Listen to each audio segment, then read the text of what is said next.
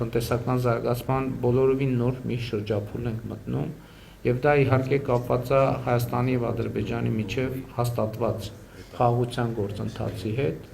եւ մենք առաջիկայում մեծ իրադարձություններ ենք սպասվում, որը կապված է առաջին հերթին TRIP նախագծի գործարկման հետ, որը էական է նրանով, որ Հայաստանի Հանրապետությունը ի վերջո ամբողջական դուրս է բերելու շրջափակման վիճակից։ Բայց ըստ էության այսօր էլ Հայաստանը հաղթարել շրջափակումը, որովհետև գիտեք, որ Ադրբեջանի տարածքով դեպի Հայաստան հնարավոր է իրականացնել երկաթուղային բեռնափոխադրումներ եւ իրականացվում են, բայց ուզում եմ ասել նաև, որ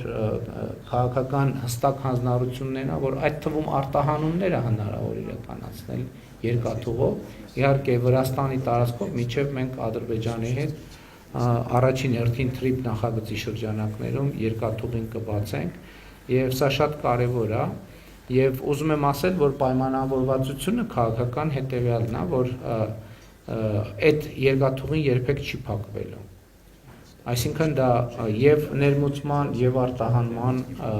հուսալի ուղի է, բայց ես ինչքան հասկանում եմ, մենք դեռ արտահանման համար առանձնապես երկաթուղին չենք օգտագործում, որովհետեւ դե պարզ է, որ 30 տարվա լոգիստիկ շղթաներ են աշխատել, իրանք վերափոխելու համար նախ պետք է վստահություն, մարդիկ պիտի հասկանան, որ ասվում է, ինչքանով է տևական, հուսալի։ Եվ երկրորդն է իհարկե լոգիստիկ շղթաները պետք է փոխվեն, որովհետև ուրիշ բան է, որ բեռնատարի տրամաբանության են մտածում, ուրիշ բան է, երբ որ վագոնի տրամաբանության են մտածում։ Ես իհարկե շատ գիտելիքներ չունեմ այդ ոլորտում, բայց ակնհայտ է, որ այդտեղ որոշակի պլանավորման եւ իրագործման հետ կապված վերափոխումներ պետք է արվեն։ Տեսեք 2018 թվականից մինչև օրս մեր իրական գնահատականներով մեր համախառն ներքին արդյունքը 53%-ի աճ է ունեցել, այսինքն 25 թվի արդյունքներով,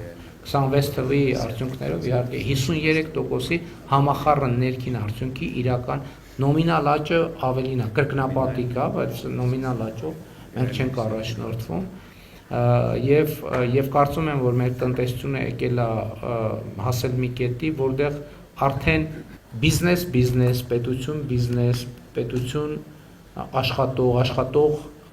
գործատու հարաբերությունները պետք է տեղափոխվեն, զարգանան արդեն հաջորդ հարկի վրա պետք է լինենք եւ սա նաեւ շատ լավ առիթ է, որպեսզի մենք նաեւ այդ հարցերը ձեզ հետ քննարկելու եւ ձեր նկատառումները լսելու հնարավորություն ունենաք եւ ամփոփելով իմ բացման խոսքը եւս մեկ անգամ ուզում եմ շնորհակալություն հայտնել բոլորիդ մեր երկրում տեղի ունեցած այս փոփոխությունների համար այդ թվում